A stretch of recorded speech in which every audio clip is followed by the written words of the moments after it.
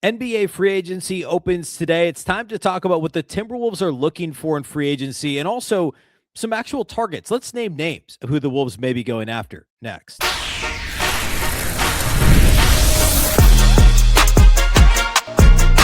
are Locked On Timberwolves, your daily Minnesota Timberwolves podcast, part of the Locked On Podcast Network, your team every day. Hello and welcome to the Locked On Wolves podcast. My name is Ben Beecken. I'm the host of the daily Locked On Wolves show. Welcome to the free agency episode. NBA free agency starts tonight, 5 o'clock Central Time. Gone are the days of the middle of the night start of free agency. We get it today. Of course, there's lots of rumored re-signings and signings, and of course, all the big trades have happened. Today, I want to focus on what the Wolves are trying to do to fill out their roster.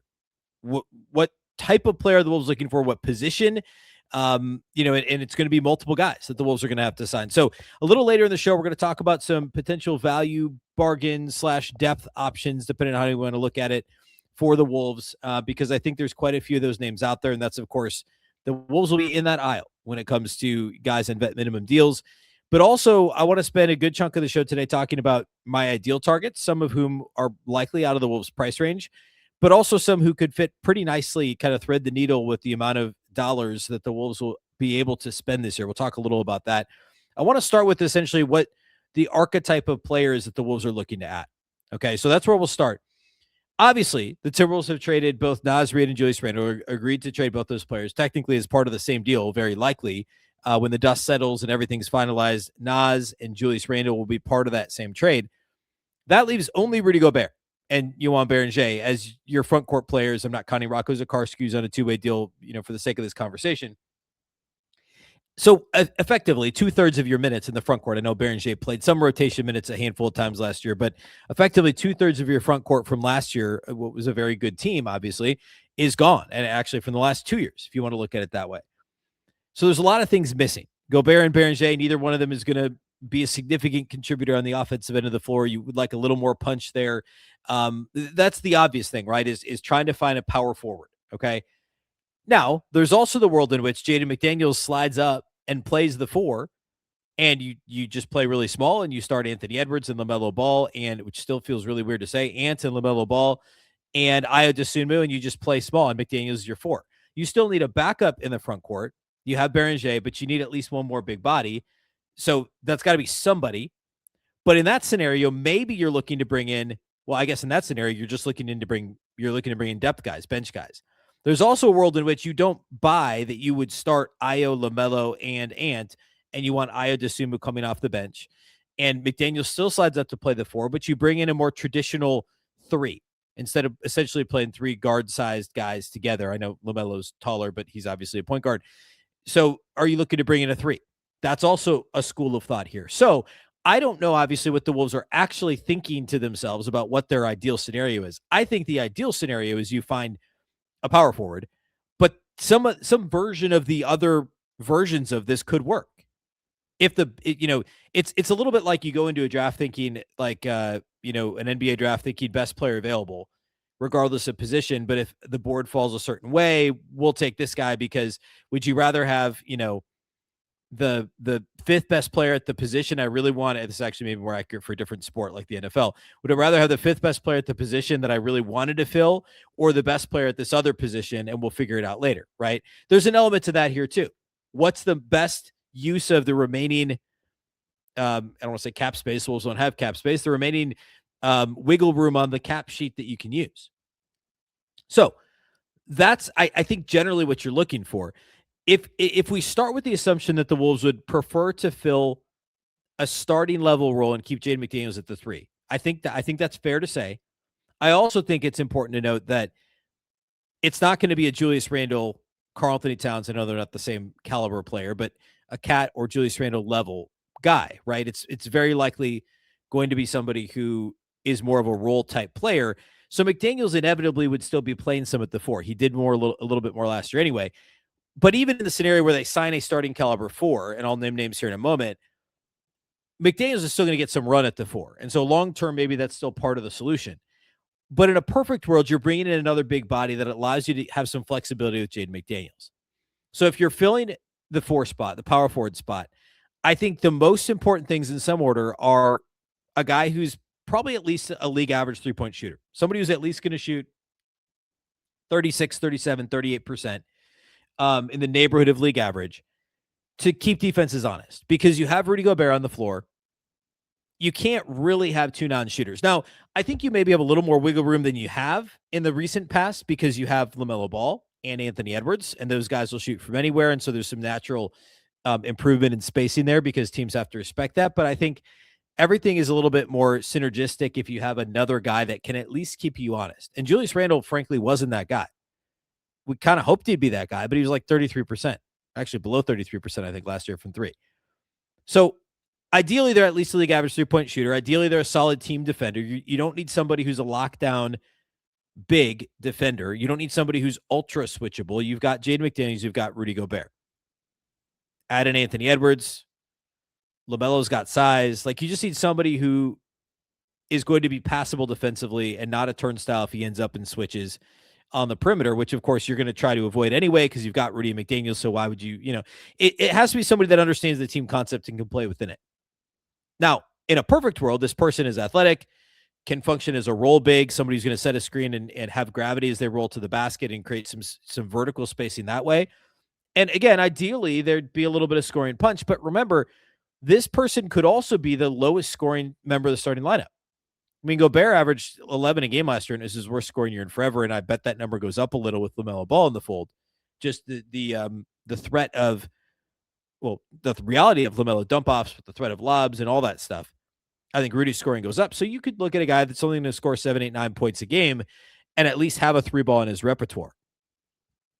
Okay, let's talk about some names. Let's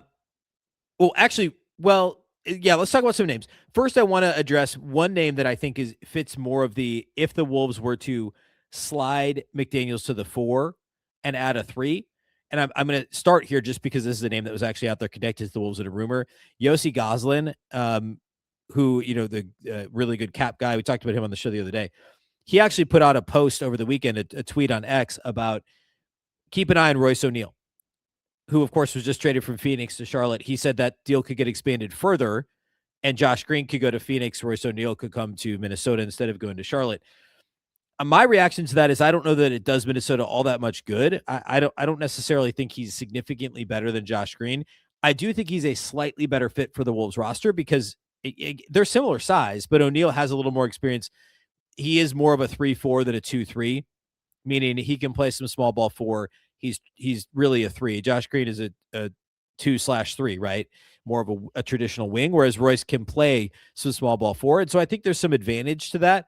So if the Wolves are of the mind frame, and thankfully for them, they've got a few extra days here as this whole thing gets sorted out. It can't become final yet. To think through this, like, are we likely to get any of the guys I'm about to list in the front court, or is our best case scenario for getting the most talent that fits this somewhat still malleable roster in terms of our rotation?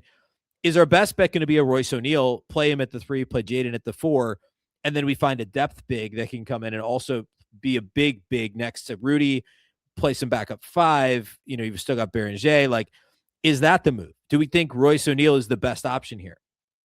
I don't think it's the best option, but if the Wolves already know that, hey, options A, B, and C are likely not going to sign with us because we don't have the money, or they're going to get more somewhere else, they're going to get more opportunity somewhere else, whatever, then Royce O'Neal's not a bad backup plan.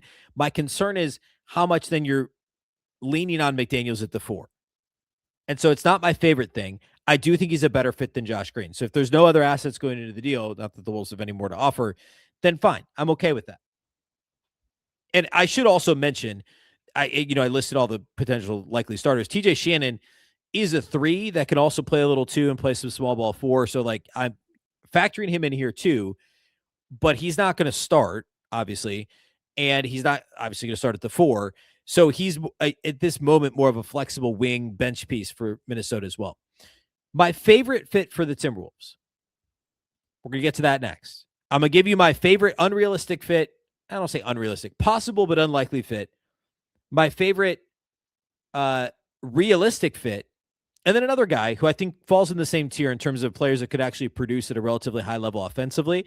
And then I'll give you, I'll give you a trade target 4 guys that I think are somewhere in the middle in terms of starters that aren't going to give you a whole lot of punch, but fit really well. And then 3 depth guys that I don't mind if the Wolves go bargain shopping for some depth in the front court. We'll do all that here next on the show.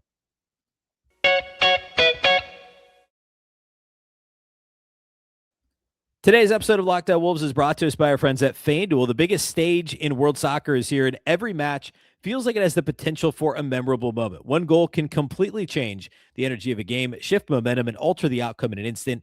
That's what makes tournament soccer so exciting, from the opening whistle to the final kick. Now, FanDuel is giving fans another reason to stay locked into every match with every goal pays.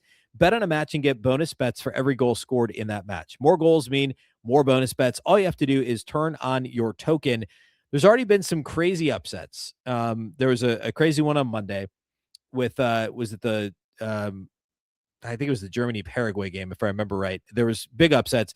Team USA right now, hopefully that doesn't happen in the Team USA game, on Wednesday's favored heavily over Bosnia and Herzegovina. They're at minus 750. Bosnia's plus 490 for that match. Of course, what I love about the tournament, I don't watch soccer normally, but you can turn on any match and things can flip. It can be scoreless forever, and then all of a sudden there's a goal scored, and the whole thing just is completely flips on its head. Super fun to watch, and of course, even more fun if you get engaged on FanDuel. From the opening whistle to the final kick, let there be goals on FanDuel. Visit FanDuel.com to get started now.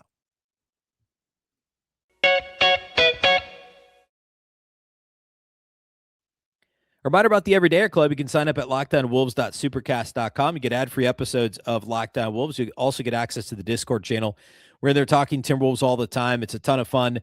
Again, sign up at LockedOnWolves.supercast.com today to be a part of the Everydayer Club. All right. So my favorite, best case scenario fit, and this is extremely unlikely based on what would have to happen for this to happen, but a perfect fit in terms of what he could do from a basketball standpoint is John Collins. Now, John Collins was a old rumored trade target back in the Gerson Rosas years, back when Atlanta was originally trying to trade him. He ended up sticking there for a couple years longer than I think people thought, and he ended up going to Utah, had a couple good years there, and then last year started most of the year a little bit of a reduced role to what he'd done previously, but averaged 14 and 5 and shot almost 41% from 3 for the Clippers. He's going to get paid. Very likely, Minnesota's probably only going to have the taxpayer mid-level, which is $6 million to spend. I mean, he was making $26.5 million last year. Now, here's the thing, though. Teams don't have cap space. So it's like, what? Brooklyn and who's the other team that has cap space? I think it's the Bulls. Brooklyn and the Bulls have cap space. Now, a lot of teams, not a lot, a fair amount of teams are going to have the mid-level exception, which is up to $15 million. So, I mean, he could go get $15 million playing for a decent team, or he could get $6 million and play for a likely contender in the Timberwolves, right? So I think it's very, very, very unlikely, and I get that. But I'd be remiss if I didn't mention him as a potential target because I think he's a perfect fit. Defensively, he's not great, and he's not all that big either. Like, he's listed as 6'9", and you know, I don't know that. I think he's probably more like 6'8"-ish. However, I think in the team concept, and he's got some length, I think he would be fine between Rudy Gobert and Jaden McDaniels. That would be the only real thing holding me back. He's not an outstanding rebounder. He's fine for his size. He didn't do as well last year at the Clippers, but I mean, he had some rebound rate years that were much higher than Naz Reid and Julius Randle. 14% 2 years ago in Utah. He was almost 17% rebound rate. Like, I think he would be an awesome fit. I don't want to spend too much more time on him because I think he's unlikely, but I wanted to mention it. My absolute favorite fit that I think is completely realistic and on the table, this is probably right now, if I had to predict the Timberwolves' favorite target, I think this is a target that is on the Wolves' radar, would be Sandro Mamukelashvili. I thought I was going to get this. Sandro Mamukelashvili.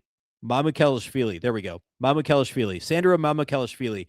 Of course, better known as Mamu. I love the fit.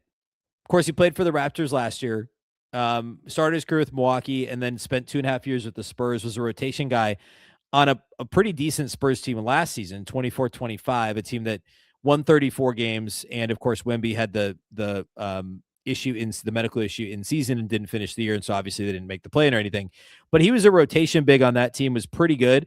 Went to Toronto on a modest deal and ended up getting $6 million of the year votes.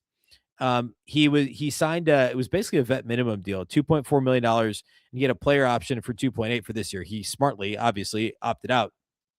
He went from averaging 6-3 with the Spurs to 11-5 and 2 assists per game. He played 22 minutes a game for a surprisingly good Raptors team. He ended up starting 13 games, played in 80. It's a team that won 46 games, albeit in the East, but I mean, the Wolves won 46 games, right? Got 6 Man of the Year votes, averaged 11, 5, and 2, and he shot 39% on threes. The year prior in San Antonio, he was 37% on threes. And it's not a minuscule sample size. This year, he shot almost 300 3-pointers. He was shooting almost 4 per game. Last year with the Spurs, it was 161 threes. He shot 37%. So he's got 2 years now of solid volume being above league average from outside the arc. And the rebound rate is good too. It was down just a tick this year with Toronto, but it was really good with San Antonio. And it's right in line with Julius Randle's. It's better than Naz Reid's. The dude can play the 4. He can play the 5. He's a little smaller. I mean, he's listed at 6'9", but he's big. I think fits kind of perfectly what you're looking for here, because he can play within the team concept defensively. He can rebound. He can step out and shoot the 3. He's also good from the corners. Decent from the corners. This year he was 37%, which is good, not great. Which is, I think, an important thing for this role, is being able to shoot threes from the corners. But the track record is solid. He's also still improving. Like, he's gotten better pretty much every year. I like the idea of Mamu in Minnesota. He played a lot of center last year with Toronto. So he also could be your backup 5. Like, he could start at the 4, play some 5 minutes, depending on the matchup or depending on how Bélanger is rolling. Like, that's also a thing you could do. I mean, he played a lot. He kind of split power forward center minutes in San Antonio. Obviously played with Wemby some, but played almost exclusively at the 5 in Toronto this year. So I like him, and I think $6 million, like, there could be a team that goes above that. But for a player like Mamu, maybe it's, hey, I can play here for $6 million, raise my profile, get some easy 3-point looks from assists from LaMelo, look good defensively because of Rudy and Jaden, and be a solid team defender within the context of the Wolves defense, which I think will still be okay. It could be perfect. There may be a team that's willing to give him more than 6, but do you go take, 8 or 9 from, like, I don't know, like, it wouldn't be Phoenix, but, like, I'm trying to think of, like, a random borderline playoff team. Like, go to one of those teams and take that, or come to Minnesota and get real playing time in an advantageous situation and maybe make a couple million less. Now, who's to say, like, he may just want the most money he can, and who can fault him for that? So, but I think he's a realistic fit, and he's a legitimate starter. So he's my favorite realistic target. Another one that I don't think will happen, and I'm still trying to wrap my mind around it, but I put it in the same category because of, I think, the upside and also just the scoring potential here, is Marvin Bagley III. Now, Marvin Bagley III, of course, former 2nd overall pick by Sacramento, was a good stats, bad team guy for a while. Had a couple decent years in Detroit before he bounced around quite a bit and saw a bit of a resurgence after he got traded to Dallas this last year. And for the season was 10.5 points, 6 rebounds per game, shot 46% from 3 on very limited volume. He hasn't shot more than 66 threes in a season since 2020-21, which was his 3rd season in the league. Now, part of that is he's also had some injury issues, but there's a lot of rebounding upside. He's a great rebounder. There's a lot of scoring upside there. The part that worries me is the lack. I think there's not quite enough defense there. I think playing him next to Rudy is probably what you'd need to do to have him be effective. He'd basically be a cleanup big on the offensive glass, could step out and hit a 3 in a pinch. Not my favorite fit, but I think fits in a similar category because he would just kind of be a louder, probably not necessarily the perfect role guy, but there could also be a little bit upside there. He still somehow is only 26 years old. So, or he just turned 27, I guess. But I don't think that's likely, but a name to keep an eye on. My favorite of the role guys, I'm going to give these guys an order of how much I like them as a fit. My favorite one is Kenrich Williams, formerly of the OKC Thunder. Now, I think this one's probably going to be pretty controversial, or pretty perhaps a maybe an unpopular take. I don't know, because he played for the Thunder forever. But I actually think he'd be really good in this particular role. He's undersized. He's only 6'7", and he's maybe not even that big, but he essentially played the four most of the time in OKC. He's a plus 3-point shooter. You go back 3 years and he's hovered right around 39%. In fact, overall over the last 3 years, he's exactly 39% on over 2 attempts per game. He's never scored more than 8 points in a game, and he saw his role shrink over the last 3 years in OKC. He became much more of a depth piece than a true rotation piece for them. He is already 31 years old, so there's limited upside. He turns 32 in December. But he's a really good defensive player, can guard multiple positions, a good catch and shoot three-point guy, a decent rebounder, especially for his size, understands how to play as a connector within the offense, has a solid assist rate for somebody who doesn't initiate all that much offense. I like him as more of I don't know that you sign him and say, here's the starting four job, but I like him as somebody in the mix. And maybe you do. Maybe I think you could. I think you could start him and Jaden, and perhaps because Jaden's taller than Kenrich Williams, you say Jaden's the 4 and Kenrich is the 3, but functionally they would function as Williams as the 4 and Jaden as the 3, most likely in the offense. But I like that fit. I think Kenrich Williams is a really nice player. And I think, again, the being a connective tissue type piece, certainly can knock down a 3, a very good defender, and pound for pound a solid rebounder. Those things are all really important. And even if he played for the Thunder and he doesn't look the part because he's the size of a wing, effectively, he's probably the exact same height as LaMelo Ball. I mean, they're both listed as 6'7", I believe. Fine. But the way he plays is as a connector and somebody that can hit a 3 and somebody that can defend multiple positions. And I like that a lot. So I like Kenrich Williams as a potential fit for Minnesota. I'd keep an eye on that one too. I think there's a real chance. There's also a chance he goes back to OKC on a minimum deal. I don't know, but Minnesota may be willing to give him a chunk of what they have left of that, the taxpayer mid-level. So I'd keep an eye on that name. I'm going to run out of time to do all my bargain options, so we're going to have to go back to that tomorrow. I'm going to give you 3 more names that fall into my medium category. Actually, you know what? I'm going to give one more medium category name, and I'm going to give you my trade target. We'll do that here next as we close out the show today.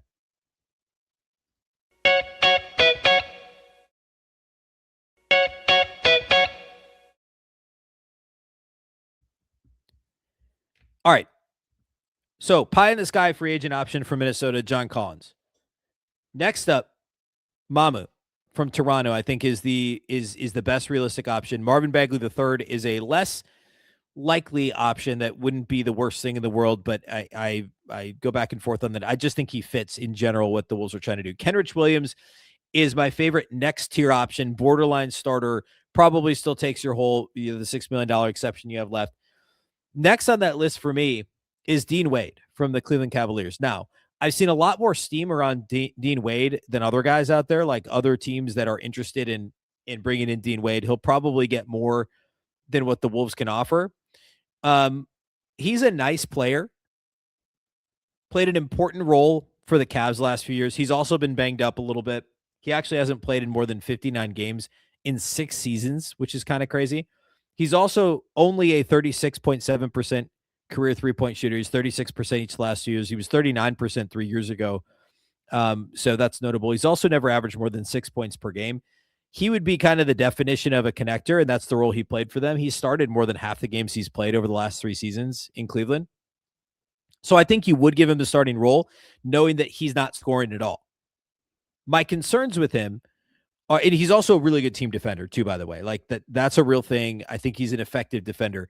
He's not a great rebounder, and there's no upside scoring the basketball there. He's not going to give you much. He's okay on the offensive glass. He's not going to give you much on the glass overall.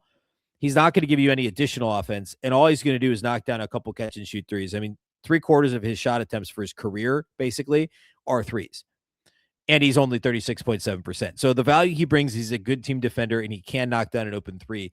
It's just a little bit less exciting, but the Wolves do need connectors. I mean, not every guy can score double digits. So I think there's an argument to be made for Dean Wade. I think he's going to have more options with more opportunity, or more opportunity in terms of dollars. So it wouldn't shock me if he went somewhere else, simply for that reason. But I do think he fits Minnesota. Um,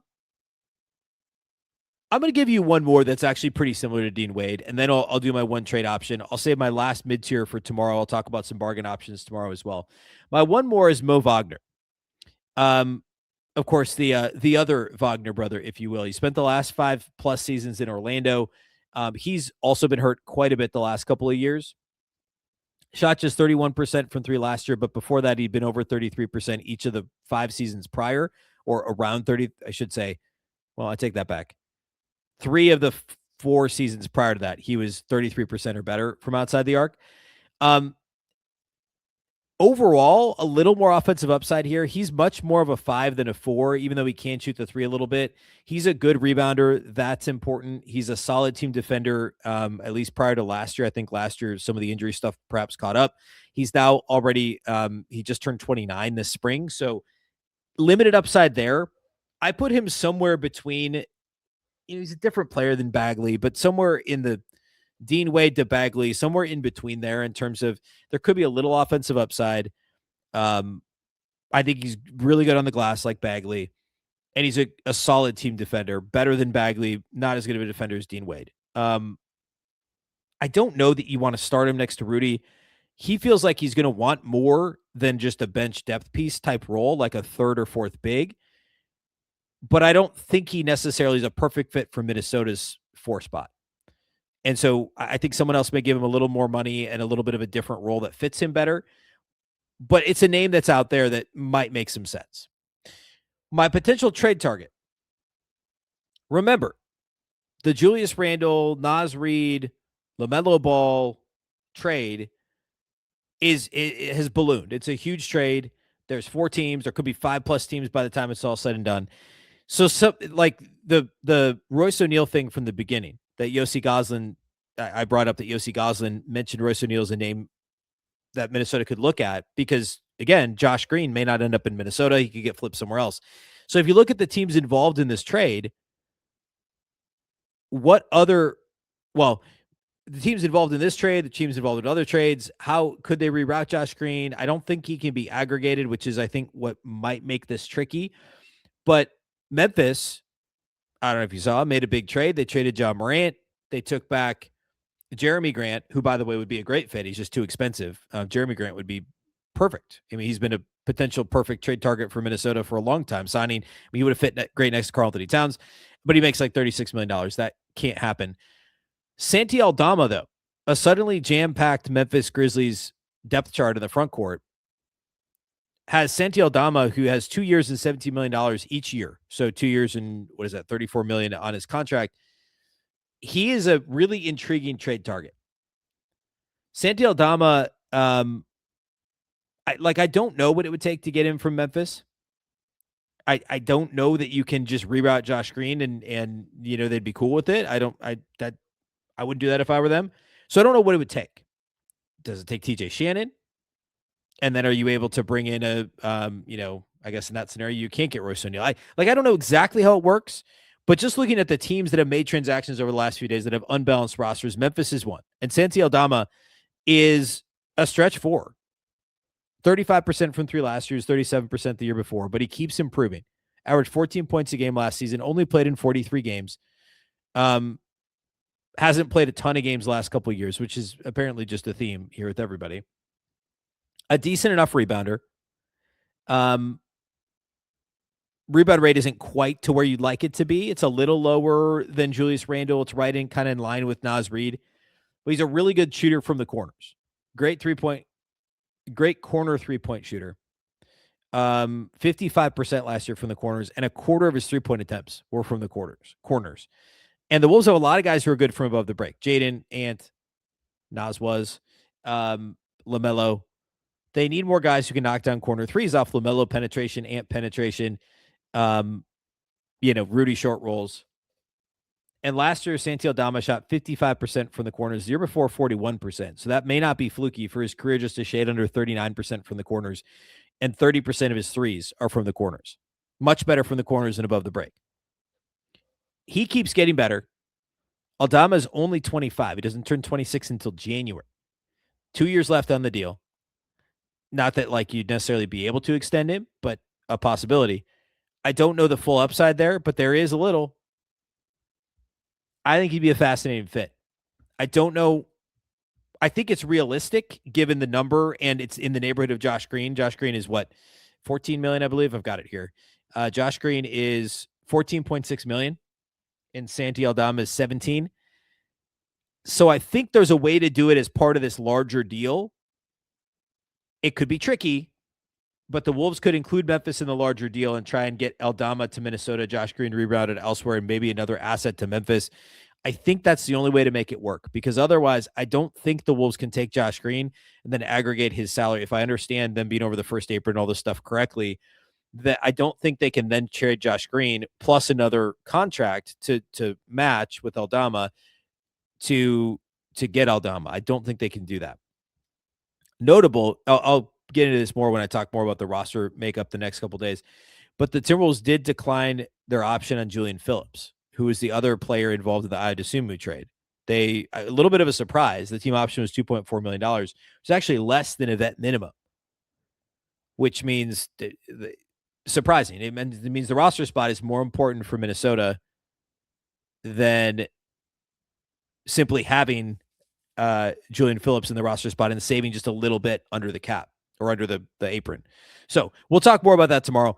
I've got some bargain options that we'll talk about on Wednesday's show. I'd be surprised if these bargain options are signing in the next 24 hours. I've got 3 that I like. We'll talk about them on tomorrow's show. If anything happens significant during the day, as reported during the day, or even around the time free agency starts on Tuesday involving the Wolves, I'll do a bonus episode. But assuming none of these guys signed very quickly, and a lot of the time guys who are signing on vet minimum deals either do it right away or they wait a while. We'll do that on Wednesday's show. We'll obviously react to anything that happens. So anything majorly significant changes to the infrastructure of the existing trade, we'll do a bonus episode and talk about if that happens. So big thank you for making Locked On Wolves your first listen every single day. Of course, this show is free and available everywhere. That includes YouTube, as well as all of your favorite audio platforms. Wherever you like to listen to podcasts, you can find Locked On Wolves. You can also watch on the Locked On Sports Minnesota app on both Roku and Amazon Fire TV. A reminder about the Everydayer Club. You can sign up at lockedonwolves.supercast.com. You get access to ad-free episodes of Locked On Wolves, plus access to the Discord channel where they're talking about the Wolves on a daily basis. Again, that's lockedonwolves.supercast.com. Of course, Locked On Wolves is part of the Locked On Podcast Network, now the #1 sports podcast network, your local experts on all the biggest stories. Once again, I'm Ben Beecken. This is the Locked On Wolves podcast. We'll catch you next time.